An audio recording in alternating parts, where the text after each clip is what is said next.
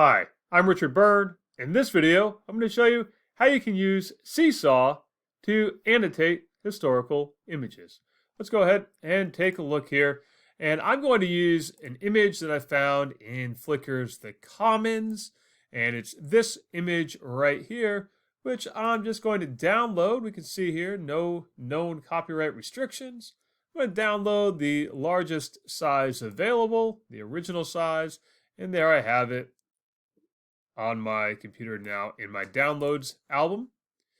And I'm now going to go into Seesaw and let's take a look at this.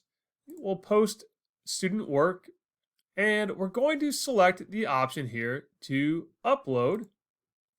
And I'm going to upload this image by just dragging it in. And you can see there I could add up to 9 more photographs, but I'm going to use just this one for now. And let's take a look at the tools that we have available to us. So I want to use this drawing tool right here, and let's just change out the colors. So to do that, let's just move the slider over, and now we'll go right here and highlight this wheel that's on the picture. And let's add in some text and say, why did they use a solid wheel? Now, I can move that around by just clicking and dragging on it. And we'll put it over here so it lines up with the arrows. And we can reposition it or resize it by clicking and dragging again. And there we have it. Why do they use a solid wheel? Now, we could also have students record themselves talking about things that are on the screen. And so maybe they'll do this little drawing and say, point something out right here, and then record.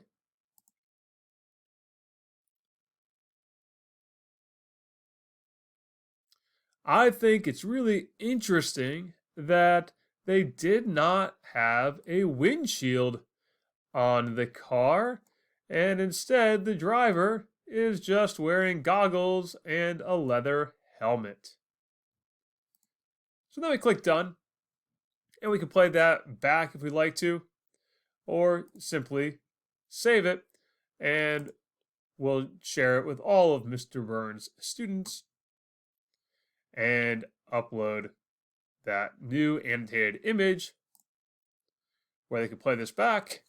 I think it's really interesting that they did not have a windshield on the car, and instead the driver is just wearing goggles and a leather helmet.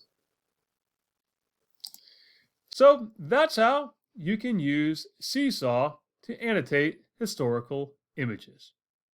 As always, for more things like this, please check out freetech4teachers.com or subscribe to my YouTube channel.